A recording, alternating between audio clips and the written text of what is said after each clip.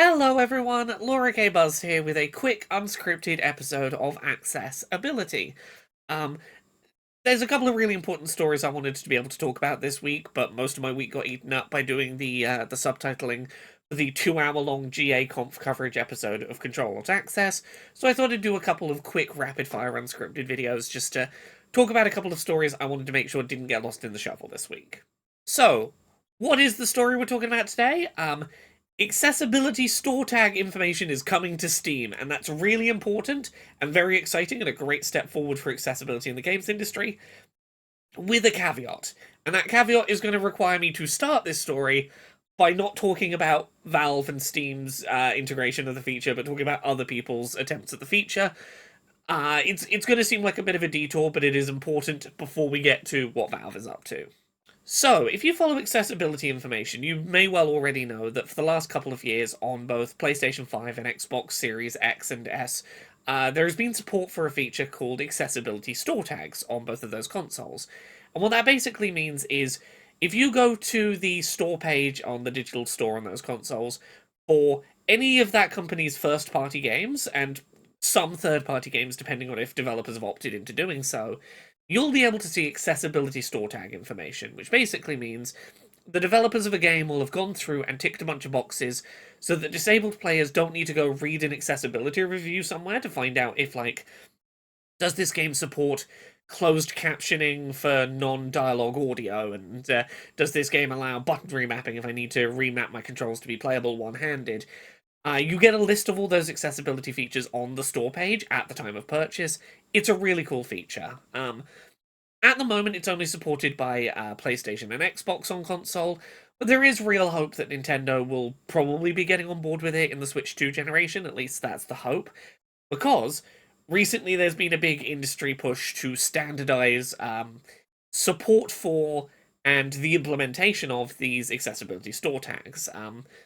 A couple of months ago, the ESA, the Entertainment Software Association, teamed up with a whole bunch of big AAA developers of games, including Nintendo, to basically agree on the wordings and definitions and requirements for a bunch of accessibility store tags, meaning that if, PlayStation has an accessibility store tag that says button remapping is available, it's the same wording that Xbox would use, the same wording that Nintendo would agree to use to talk about button remapping as a feature, and that all three of those consoles would agree that, like, if we say a game has button remapping, it means it supports X, Y, and Z features, and there's like an explanation that they've all agreed will use the same explanation for what that feature means. Um, it's a great step towards standardization and making sure that information means the same thing no matter where you see it. It also really does imply that Nintendo might be moving towards finally implementing accessibility store tags on the eShop as well in the near future, which would be really cool. So, now we can finally, 3-4 minutes in, we can finally talk about what Valve's up to. So, Steam is soon going to support accessibility store tags, and that's really cool. Looking at this as uncynically as possible for the moment, this is a really exciting thing because it means all three major consoles, hopefully, if Nintendo starts implementing them as it seems like they might, plus the big PC storefront, will all have some form of accessibility store tags on them.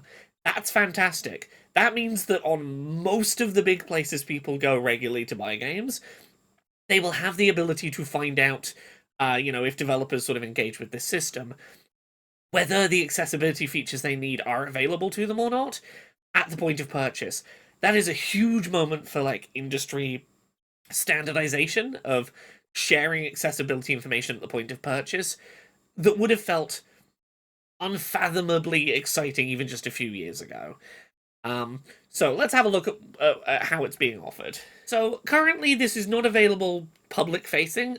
Players can't see this information yet. But if you're a game developer, you can now take part in Valve's backend for Steam of going through something called the Accessibility Feature Wizard. And what this basically does is it will show you an accessibility tag that could apply to your game. If we look at the example on the left here, narrated game menus. And one thing that I think is really great is that this accessibility feature wizard explains to the developer here's what this feature means so that you don't have any misunderstandings about like whether it applies to you or not.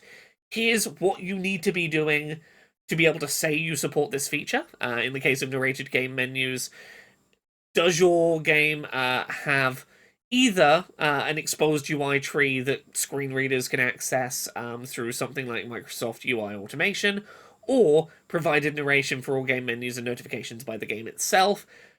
For recommendations, here's a link to further reading. Does your game have narrated game menus? It's like, these are the two approaches you can do. This is what it means to have this feature. Yes or no. Does this seem like it applies to you? Here's a link for more reading if you're unsure.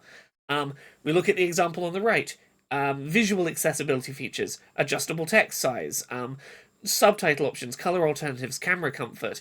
Each of these having an explanation of what Valve means when they list these features to try and minimize developers accidentally applying them. And that is fantastic. This is going to make it really easy for game developers to understand what is being asked of them and to hopefully apply these tags to their games in an accurate manner. Um, Players aren't going to be able to see these tags being applied to games until later this year. Right now, this is Valve encouraging developers to apply these tags to their games, and there's going to be sort of a follow-up step where players start being able to see this later in the year.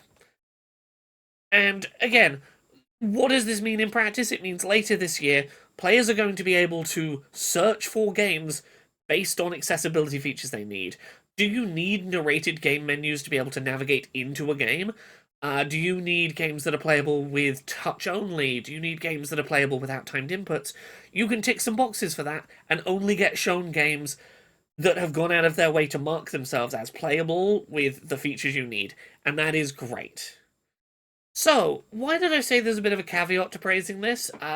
Specifically because of that industry standardization I was talking about before, with the Accessible Games Initiative.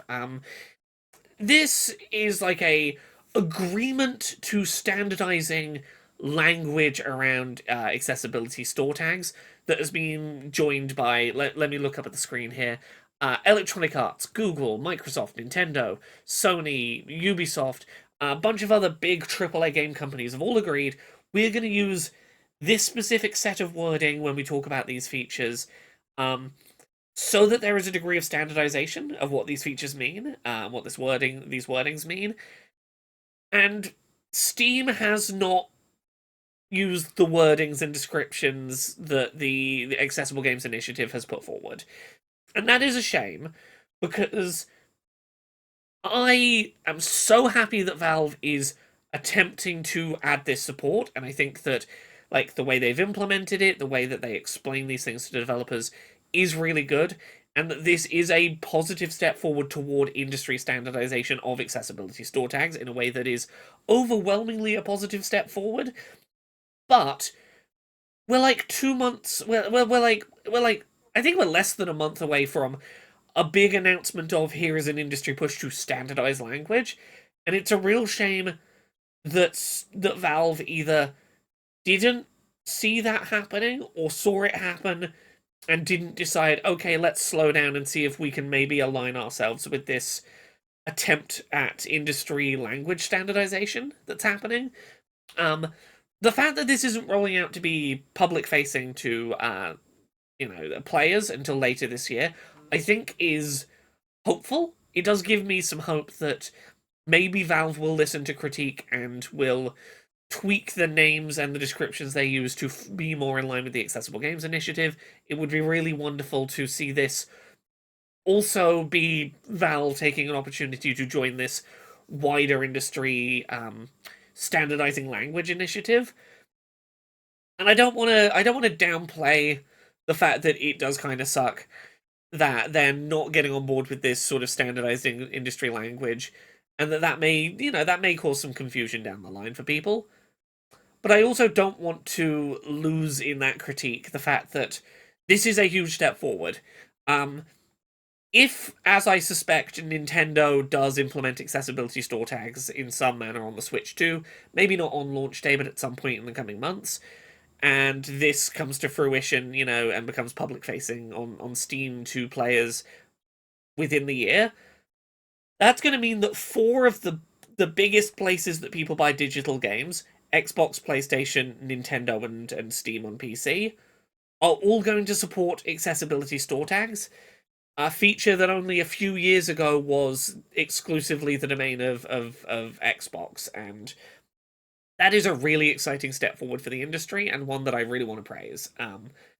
So yeah, as I said, a little bit of critique that comes along with it, but overall, this is an incredibly exciting bit of news, and I just wanted to have an opportunity to be excited about this, even if that excitement does have to come with minor caveats.